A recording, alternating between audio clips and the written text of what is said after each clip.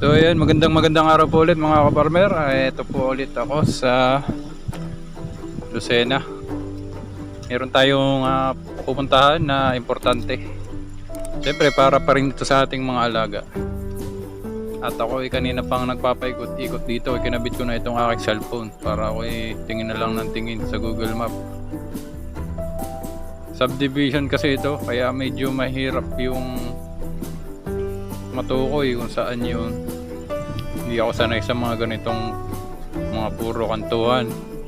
Siyempre masanay tayo sa gubat, kaya tayo ay gumamit na ng Google Map nang mabilis tayo makarating doon. At ngayon ay alas 2 ng hapon, so napakainit, 2:30, kaya salubong ko pa yung araw. Grabe ang init, pasok na pasok sa aking helmet. Bale, pupuntahan ko nga pala ay feeds. Bibili tayo ng feeds. Susubok tayong bumili ng sapal ng soya o sapal ng tokwa. Kasi gawa ng tokwa yung aking pupuntahan. At kaya ako umabot pa dito sa Lucena ay tingin ko hindi tayo lugi kung pupuntahan ko. Dahil ang presyo noong sapal ng tokwa na yon ay 4 pesos per kilo. So sa online nakita ko siya. At sa ibang mga nagpo-post, siya yung pinakamura. Kasi yung iba ay parang ang isang sako, hindi ko alam kung nasa ilang kilo yon. Pero ito kasing nandito ay naglalaro siya sa 40 kilos ang isang sako. So papatak lang siya ng mga 160. Samantalang sa iba, isang sako ay pumapalo ng 350. So dito kasi tingin ko kaya mas mura ay direkta tayo sa gawaan. So yung mga iba ko nakakausap sa online ay 350 ang pinepresyo. At hindi ko alam kung gaano pa karami iyon. At siguradong iyon ay mga pasa-pasa na lang o mga nagbabay and sell din ng sapal ng soya. Kaya tingin ko ay okay na puntahan ito kahit malayo. So ang tinakbo ko ay 20 km mahigit mula sa amin hanggang dito sa Lucena City. Marami pa yung makain na gasolina, pero tipid ang aking motor. Yan, full tank pa rin hanggang ngayon. Kahapon pa yan full tank. Ngayon lang ulit ako tumakbo ng medyo mahaba. So naka short na lang ako. At saka hindi na rin ako nag jacket. Sobrang init pala. Dapat pala ako yung nag jacket. Nag short na lang ako dahil linggo naman ngayon. Siyempre may mga checkpoint pa rin, pero iba-iba na pagka mga rest day na. Siyempre nagre-rest day din ng mga nanguhuli. Yan. Pero siyempre mas maganda nakapantalon para pagka sumemplang ay hindi mauubos ang chicharon ng ating binti. Ayan, grabe ang kita-kita naman sa ating camera kung gaano kainit. Sapul na sapul ang aking muka, pati ang aking balat. Maitim na nga ay lalo pang iitim. At ilang beses na tayong kumakaliwa at kumakanan. Puro kanto po dito. Hindi ako sanay. Buti pa po kung nasa guba tayo. At sigurado matutukoy agad natin kung saan ang ating pupuntahan. Yan. So si Google Map ay kung saan ako dinadaan. Siguro may shortcut dito. Kung taga rito lang ako o kung kabisado ko yung lugar ay baka hindi na ako magpapaliko-liko dito. Pero wala akong magagawa dahil ang daan ay parang zigzag ayon kay Google Map. One eternity. Opo. Kaya pa yung kausap ko.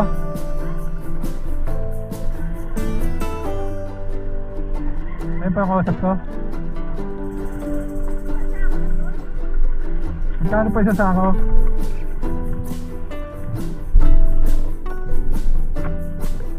At yung mga 50 kilo.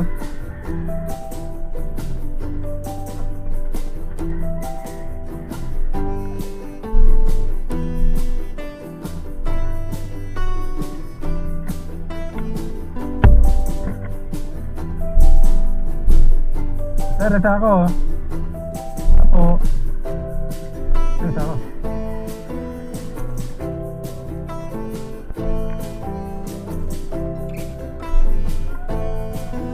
So sayang mga kaparmer, di tayo makapasok.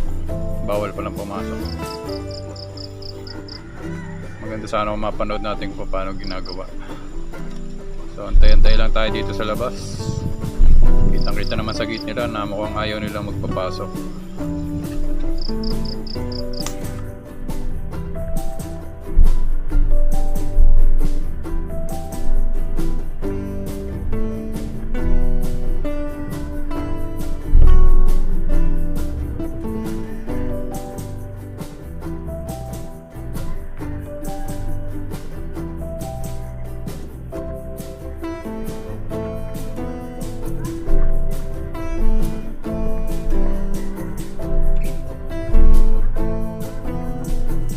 Salamat. Ano ba yan? Taho o ano? Papo lang. Papo lang. Salamat pa. Yan, so bali 38 kilos. Itong nasa sakong ito. Agaan lang siya. Bali pumatak lang ng 150 itong isang sako. Napakamura mga kaparmer. Malapit lang to kahit araw-arawin, wala problema. Laki na matitipid. Baboy, kung kayo may baboy, may baka, kambing, pwede masubukan. So pag uwi, susubukan ko ito. Tatali ko muna at baka makapatak. Mahirap pag nasa highway. Hindi pa naman paikot-ikot. May mga humps. Yan. So maintindihan sa bahay kung kakainin ng mga alaga. Pero ang amoy niya ay amoy tokwa. Amoy taho. Yun lang inaamoy ko sa kanya. Kaya malamang sa malamang kakainin to ng mga alaga natin sa bahay. So ayan mga kaparmer, kung kayo taga rito sa Lucena at meron kayong mga alagang hayop kagaya ng baka o baboy, ay napakalaki ng inyong matitipid. Bukod doon ay sustansya yung ipapakain nyo, yung sapal ng soya. Hindi na naman kailangan pa nating isa-isahin yung sustansya ng soya. Ang pagkakaalam ko kasi dyan ay mataas yan sa protina. Yung taho, yung tokwa, talaga mataas sa protina yan. At yun yung kailangan ng ating mga alaga. Kaya ang ginawa ko ay sumubok ako kahit isang sako lang. Ang problema ko lang dito ay kung paano ko mapapatagal ang kanyang buhay para hindi siya mapanis agad. Dahil nga ito ay soya, mabilis itong mapanis. Hindi ito tatagal ng kagaya ng itinatagal ng iba nating mga commercial feeds. So ang turo sa akin noong aking kausap ng aking binilhan, kasi parang tauhan niya lang yung kausap ko doon, yung binilhan ko kanina na babae. So sabi sa akin nung kausap ko sa online ay haluan daw ng molasses para tumagal ang kanyang buhay. So malamang talaga okay yun pagka hinaluan ng molasses. Yun nga lang ay dagdag gastos yun. Bibili pa tayo ng maraming molasses. Pero kung atin naman kukumputin ay mura pa rin dahil napakamura nito, 150 pesos lamang.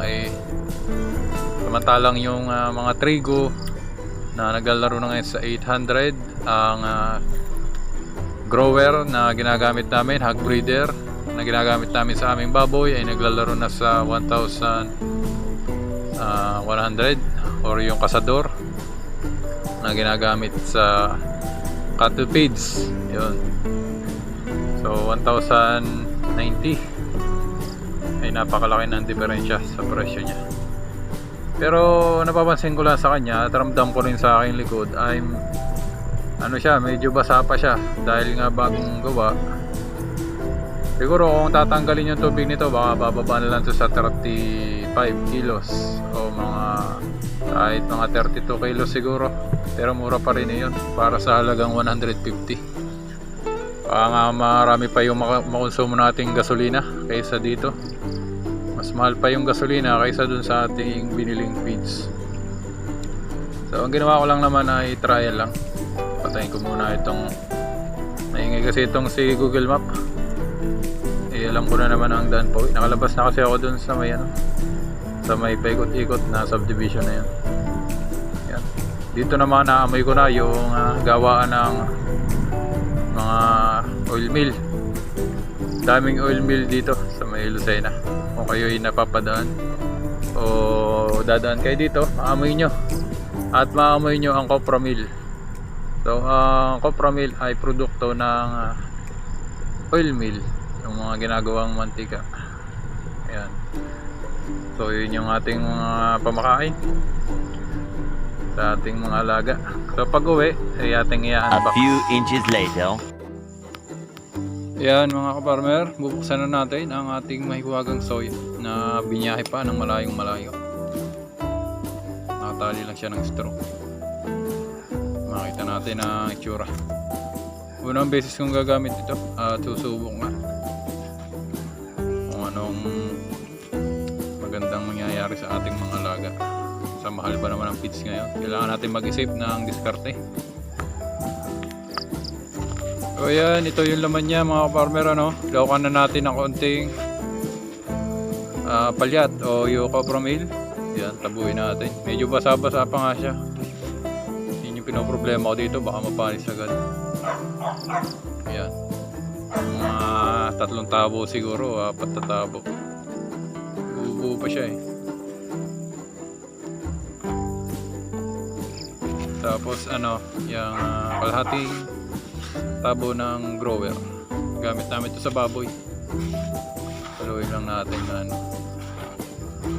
para malaman kung talagang kakainin nga. Naglagay tayo ng konting Copramil, grower at maraming sapal ng soya. Pagkatapos nating haluin ay lagyan na natin ng konting tubig para hindi naman dry na dry yung pagkain ng ating mga alaga.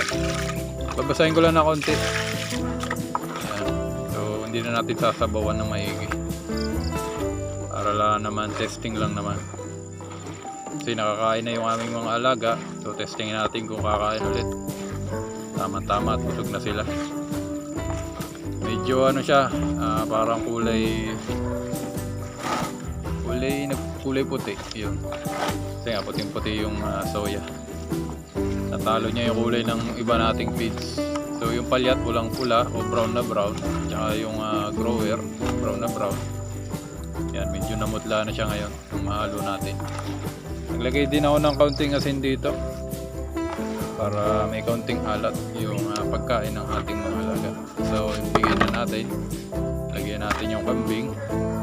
At yung matitira dito ay ibibigay natin sa mga baka. Lagyan pa natin ang konti. Oh, testing. Okay, kinain mga farmer. Okay. Pero itong bisiro ay inaamoy-amoy pa niya. Yan yung aming 2.5 months na anak niya. Testing natin dito sa barako at sa inahin. Yan. Wow! Okay, kinain din agad mga farmer. Ayos na ayos. Ito po ay nakakain na. Itong mga ito. Nakakain na ng feeds yung mga yan. Kambing. So, itong barako hindi na natin anuhin yan. Sigurado na makakain yan. Kahit naman ano kinakain yan. Kahit nga yung kanin bahaw namin dati kinakain yan. Bigyan din natin yung isa pang inahin doon para share sila. Okay. Ayun, kinain din agad oh. Grabe. Laking tipid natin ito kapag ganito na sana malapit. Maganda sana kung malapit yung Lucena sa layo kasi. Pero okay na rin. Lucena subukan natin kung gagana sa kanila. Farmer ay ako. Yari na ng manok. Dali na natin ito sa baka at talagang magkaalaman na kung titikman din ang ating baka. So yan mga farmer, testing. Naamoy pa niya. Wow! Yan, okay, kinakain din. Nimod-imod lang niya. Pero mukha namang gusto niya. Siguro mas maganda kung nilagyan ko ng tubig. Okay, very good. Bigyan pa natin yung isa pa. So ayan mga farmer, itong isa ay sa tatay ko na baka. Testing natin kung kakainin din niya yung ating tinimplang feeds para sa kanya. Yun naman. Okay na okay din. Kinain din niya mga kaparmer. Okay ang ating trial. Kaigi. Sa susunod ay pwede na tayong bumili ng maramihan. At ang kailangan ko na lang i-partner sa kanya ay molasses para hindi agad mapanis. At kailangan ko rin ng drum. Doon ko na lang iimbakin. Yan. So, pagdating sa sustansya, sigurado naman na masustansya itong pakain na to. Mas masustansya pa to kaysa sa copra meat. Yung nga lang, yung panis yung kalaban sa kanya. Pero magagawa naman ng paraan nyo. Basta ma-ferment lang natin. So, lipat tayo dito sa isa namin baka kabalmer. Papakita ko sa inyo itong tinatatad ng aking tatay. Ayan. Yan po yung ugat ng saging. Dahil nga mahina na uli ang damo, ay di nabalik na uli kami sa saging. Yan, nakita nyo naman. Talagang hindi na kailangan pantadtadin na maliliit. Meron ho bakang matakaw nito, meron baka na kailangan ay maliit ang inyong gayat. Pero kita nyo naman, gaplatito ang tadtad ng bungo ng saging. Yan, yung po yung ugat ng saging na binalatan para gumanda ang kain ng ating baka at maiwasan natin yung mga insekto na nakakapit dyan. Yun, nilalapang na. Yan po ay uubusin hanggang mamaya-maya lang. Ilang minuto lang yan. Kagandahan dyan yung farmer, napakabigat yan sa dyan. Solid ang ugat ng saging. Kaya naman kahit walang kupay na damo ay okay lang. Sapat na yan sa magdamag. Yan, parang gabi lang ho na malaki ang ugat. Wala nang tad-tad na maliliit, puro na yung parang gaplatito. So ayan kaparmer, kung mayroon sapal ng soya dyan sa inyong lugar na mura naman, kagaya ng nabili ko na 4 na piso lamang ang kilo, ay huwag niyong palampasin at napakalaki ng inyong matitipid. Pagbigay na naman tayo ng konting sa inyo, tips na magagamit nyo sigurado sa mahal ng feeds ngayon. Ay nako. Ayan, maraming salamat sa inyong oras. Successful ang ating trial. Happy farming po, ingat po kayo at God bless po. Maraming salamat.